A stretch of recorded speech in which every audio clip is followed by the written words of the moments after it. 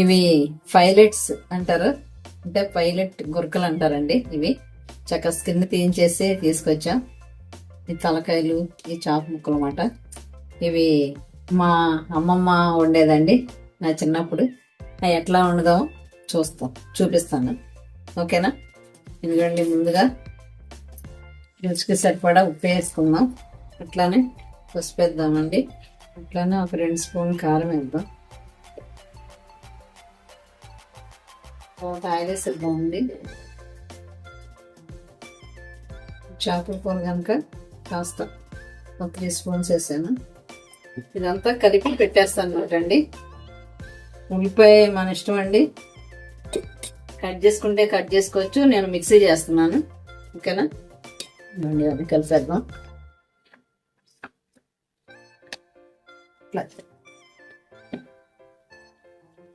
2 medium size ఉల్లిపాయలు తీసుకున్నా, ఇవి మిక్సీ చేసేస్తాను. ఓకే, తర్వాత ప్రాసెస్ చూపిస్తాను. ఓకే, 2 ఉల్లిపాయలు కట్ చేస్తానండి, అంటే ఇవి మిక్సీ చేద్దాం, కచ్చా పచ్చాగా చేద్దాం. అలాగే ఒక టమాటా కూడా వేస్తున్నాను టేస్ట్ కోసం. ఓకే,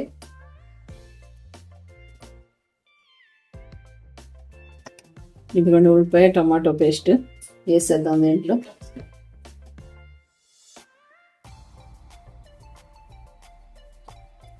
పచ్చిమిరకాయలు చీరలు పెట్టుకున్నా, ఇవి వేసి మొత్తం కలిపేద్దాం.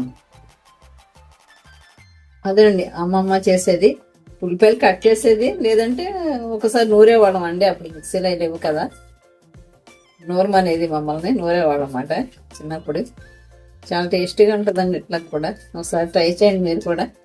అట్లాగే ఎందుకంటే మనం పులుపుకి సరిపడా చింతపండు నానబెట్టాను, ఈ గుజ్జు పిసికి వేసేద్దాం. ఓకే, ఇవన్నీ కలిపేసి అప్పుడు స్టవ్ వెలిగించుకోవాలండి. పోసేద్దాం. ఇట్లా కలిపేసామండి. ఇప్పుడు స్టవ్ మీద పెట్టి స్టవ్ వెలిగించేద్దాం. అన్నీ కలిపేసానమాట.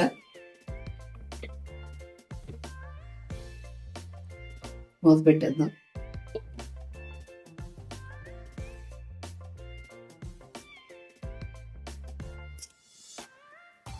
కూర అయిపోతూ ఉంది. దీంట్లో కాస్త అల్లం వెల్లుల్లి పేస్ట్ అండి ఇప్పుడు వేస్తున్నాం. దీనికి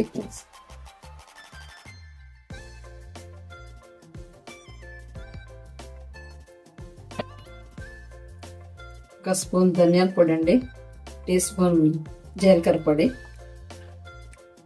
ఒకసారి ఇట్లా కలిపేద్దాం.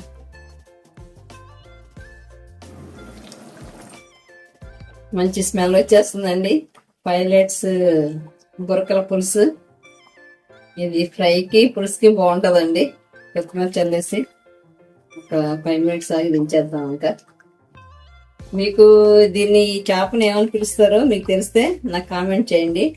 ఓకే ఫ్రెండ్స్, ఓకే, మరిన్ని వీడియోల కోసం నా ఛానల్ తప్పకుండా సబ్స్క్రైబ్ చేసుకోండి, లైక్ చేయండి, షేర్ చేయండి. ఓకే, ఇవ్వండి, ఇక పులుసు రెడీ అయిపోయింది.